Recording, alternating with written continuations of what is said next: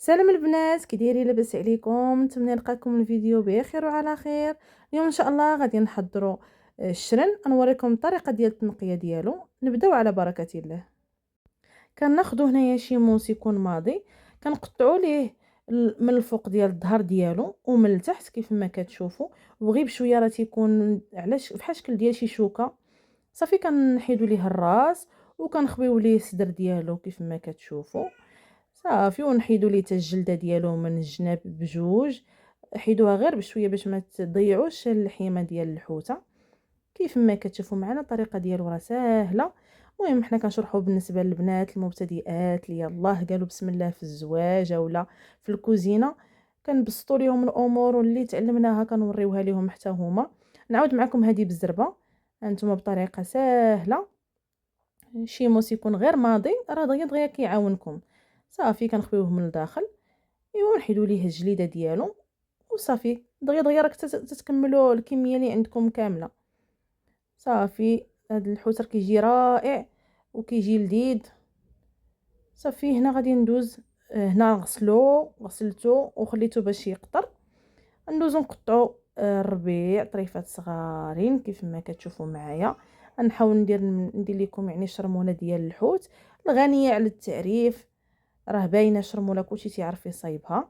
صافي كنقطعوا الربيع طريفات صغارين كيف ما كتشوفوا، وغادي نديرو في هاد بانيو صغيور نقاد فيها الشرموله ديالنا. صافي كنزيدو هنايا الثومه محكوكه، درت انا غير 3 ديال الضريسات لان اصلا غنصايب الشرموله يعني ما كتهش بزاف، ماشي فحال الحوت السردي اللي كتعمريه بالشرموله وهذا. يعني غير ديك البلاصه اللي حيدنا منها المصارن هذيك هي اللي كتعمريها. صافي كدوزي عليه شرموله من الفوق ومن التحت. انا غندير القياس ديال الملحه، كل واحد العطريه كل واحد يدير القياس على حسب الكميه اللي عنده. انا هنا راه عندي غير نص كيلو ديال الحوت.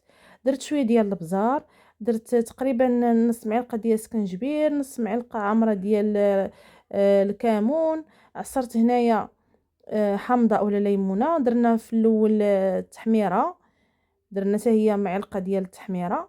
صافي وكنخلط هنايا بشويه ديال الماء، تقريبا هي 4 كاس ديال الماء. هذه هي الشرموله ديالنا. وكنبقى ندوز داك الحوت في الشرموله كيف ما كتشوفوا، كنحاول نعمر غير داك الصدير ديالهم اللي خاوي. صافي وندوزو في الطحين. نكمل الكميه ديالي كامله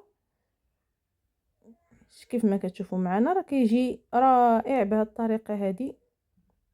صافي غندوزو في الطحين حتى كندوزو كامل، والزيت ديالنا كنديروها باش تسخن ونبداو نقليو. يعني الطريقه راه سهله وبسيطه. صافي هنايا الزيت ديالنا راه سخنات، غادي نبداو نقليو شويه بشويه ونحمروهم. انا كيعجبني يكون محمر. نتوما ملي تهزوا الحوسه نفطوها شويه باش ما تهش الطحين بزاف. صافي هنا غادي نبداو نقلبوا الحوت ديالنا حتى يتحمر لنا على القياس اللي بغينا حنايا. المهم انا كيعجبني يجي محمر على هذه الطريقه هذه. نتوما بغيتو تزيدوا تحمروه اكثر من هكا خليوه يزيد. هنا الحوت ديالنا تيجي رائع، كيجي زوين بزاف. وهنايا صوصيص بالبيض اللي تا هو كاين الفيديو ديالو في القناه. نتمنى الفيديو ينال الاعجاب ديالكم.